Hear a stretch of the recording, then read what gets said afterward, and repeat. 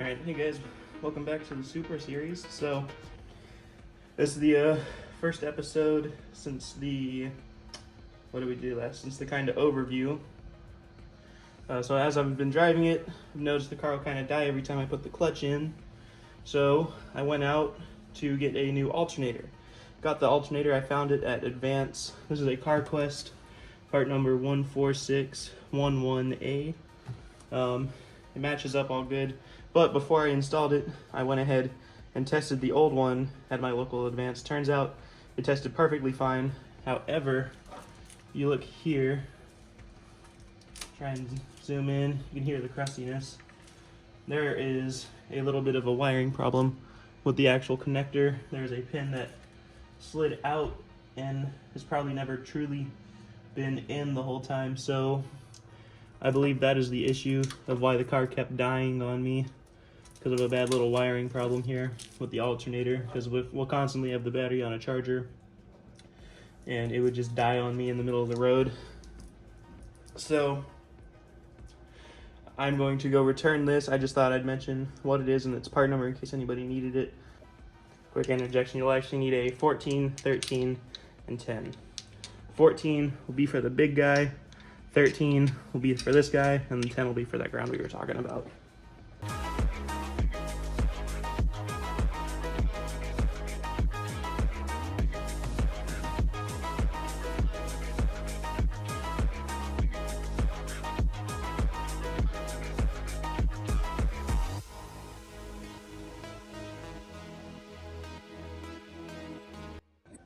Well, I seem to have lost the bolt to the alternator because getting it back there is a pain in the butt with this hose, which I think it's, what, water pump hose maybe?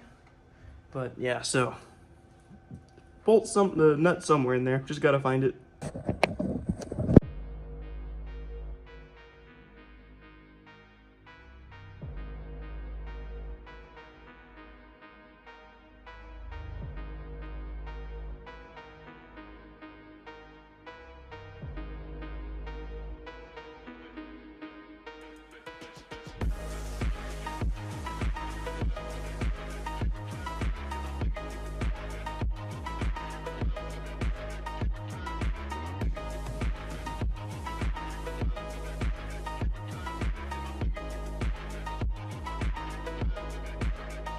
Won't use the little stand that I got for this. So we're looking here. This guy looks pretty fried. Especially you can see, let me zoom in a little bit. So there's exposed wire. This guy that's just completely out. And I know I can buy this whole thing, this whole connector, and the pigtails on drift motion. I forgot how much, but I'm probably gonna do that. But for now, I think I'm just gonna try and reinsert this guy to where he's secure, because I think this guy is loose and that's why it was dying, because the motor would probably shake a little bit and then this guy would lose contact with the alternator. Maybe a bad ground too, so I could probably check that. But yeah, so I'm gonna get these guys connected and then I'll be back with you.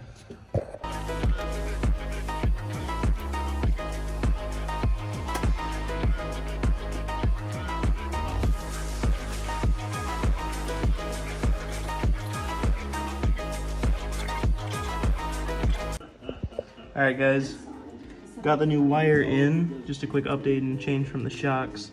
So I went ahead and spliced it. I should have done these at different lengths, but I really didn't have a lot to work with. But I ordered off of Drift Motion, perfect fit, awesome. For the original there was a black, yellow, and white wire that came off of the harness. So here's my little thing I drew up. So the green from this would splice into the black, I believe it's ground.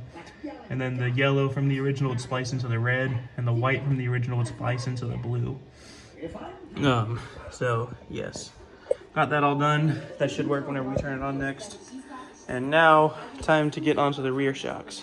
So when I bought the engine, the guy was kind enough to include in the deal some original suspension that only had, I think it was like 40,000 on it, and it will be better than the blown suspension that's on the car right now. So they came with the TEMS little caps So we get to see if this part works, see if all the electronic is still all good. That'll be really cool if it is. A bit of a bummer, but the suspension is going to be a temporary solution until I get some nice, probably coilovers, I think. I'm not too sure what I want to get on it yet, but I know I want it to sit a little bit lower than the stock ride height. We'll see how it changes with this. But yeah, so we got full kits with the good old Toyota. We'll see how it all goes on. Alright guys, so I got the car on jacks. The front shocks are pretty easy to get to. You got the 3 up here, and you got what, like the 2 or 3 down here after we take the wheel off. Now, I had some trouble getting the back ones off because I had these caps on them. So those were a pain in the butt because you have the plastic trim that goes over it. So I ended up just removing all of it. So as you can see, all of this exterior trim is out. Unfortunately, I did break some of it, so I'm gonna have to find some of that. But I got this first cap off on this side and cracked everything loose. So there were just the 3 caps that went on top of these, and these 2 that held the actual what is it, TEMS actuators on. So I'm gonna do the other side and get that cap off. I'm gonna remove the wheels, and then from there I'm gonna start up at the front with getting the old shocks out and then putting the new front shocks in.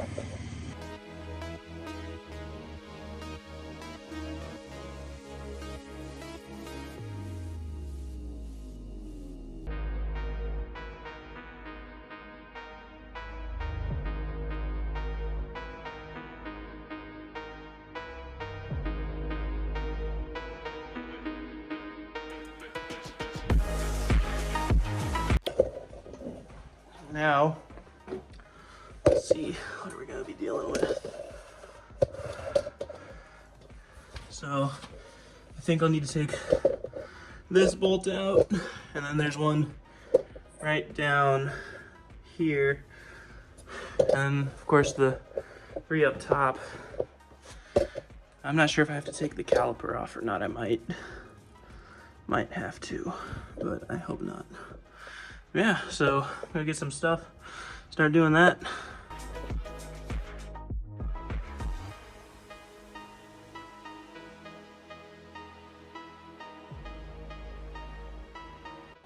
Yeah, so let me get this back a little bit. This shit is on there, like, god damn. Oh hey, here we go. Respectfully, these things are on there. I was just kind of sitting waiting here, and I think you can see the outline of where the brake pad's set. For however long this car's set, you can see kind of the outline starting from here to down there. Kind of does one of these. I think that's kind of crazy. I know these rotors are definitely warped. Also finding out that this dude right here is also a 14 millimeter, but I'm kind of looking up different ways that people have done it, trying to find the easiest. So yeah, a lot of lubricant, and then a lot of force, it looks like. All right, so I'm struggling to get the control arm bolt out because that side's spinning, and I can't muster the strength to do both of them at the same time. So this guy, I think it's the knuckle, that guy came loose pretty easily. So I'm happy about that. This guy's being a pain in the ass, so I think I'm gonna wait till I have someone else to hold down on this end while I pull up on this end. And hopefully we'll have one done here soon. Alright guys, a little bit of an update. I did manage to get the nut off on this side. Oh my gosh, it took so much force. Like, I was standing up, pushing down on it. The car was shaking, then it would crack a bunch. So now I gotta get a hammer, I think, and knock that end out. Then get down here with my 14 millimeter that I got right here, my little Pittsburgh 1/2 inch ratchet. Get this sucker on there somehow. Here, let me like that. And kind of got it like that, I think, because on the other side it ain't moving. Yeah, it ain't going nowhere.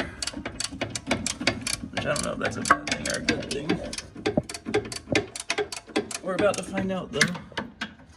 So, exciting nonetheless, but yeah. So I'm gonna keep at it, and I'll keep you guys updated.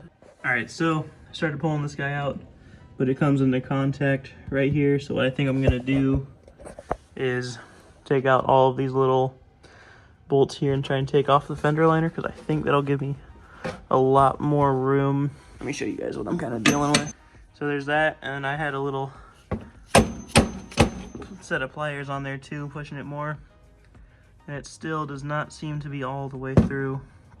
So yeah, I'm gonna go ahead and take out some of these bolts, remove the wheel liner, which is a pain in the butt. Didn't think I would have to be doing that, but that seems to be what's happening, so yep.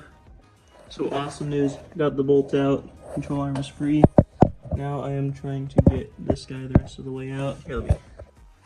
Alright, so I got the control arm taken out right there. It's loose and free. Right now I'm trying to get this guy, kind of taking a video of the way this is oriented. All I've been doing is kind of whacking it back, but now I see that part is pointing down. So that should come out, and then hopefully this guy will come out. Alright, so I've gotten all of the hardware out on the top as well. So this guy is pretty much ready to go. So now I'm gonna try and lower this. I think the top will come out, down, and then pull out. Pretty sure that's what I've seen people do, but I'm gonna give it a shot, so. Changing out the suspension. There's a massive fucking spider. We have black with them. So another thing I noticed, just for actual electric power delivery, was this. This is something from the previous owner. Gotta take care of it. Alright guys, got the new shock in. You basically drop all of this down and you pull down and out. And then same with the, oh, this light's dying. Same with putting the new one in. You kind of go up and in. The way I did it though, I kind of put the bottom in first and then swung the top in. Just the reverse way, and that worked, but yep. I did both sides, so I gotta go back to San Antonio for work. There's a Silverado, but I'm gonna put the wheels back on. I haven't done the rear side yet, but we will do that when I get back. Alright guys, I just wrapped up the mini brake job and the full suspension job. I still haven't even posted the videos, but I was driving it around last night. It's good to go. So this will be the Supra's first road trip in about 15 years. I'm gonna make it all the way down to San Antonio. So I'll keep you guys updated as we go along. Alright guys, so as you might have noticed, there was no rear suspension done, and I said it's going on a road trip. So I did get the rear suspension done. Basically it's just 2 control arm bolts, 1 lower bushing bolt, and then it pops right out. The only weird part was getting the rotor off because of the hat and disc setup it has. But for the road trip to San Antonio, it made the 150-mile trek perfectly fine. It does have a coolant leak in the thermostat housing, however. So that is going to need to be fixed, because I did run it pretty low on coolant, but then I filled it right up immediately. Other than that, the full suspension drives great. So the rotors had to be turned 2 times by my family mechanic.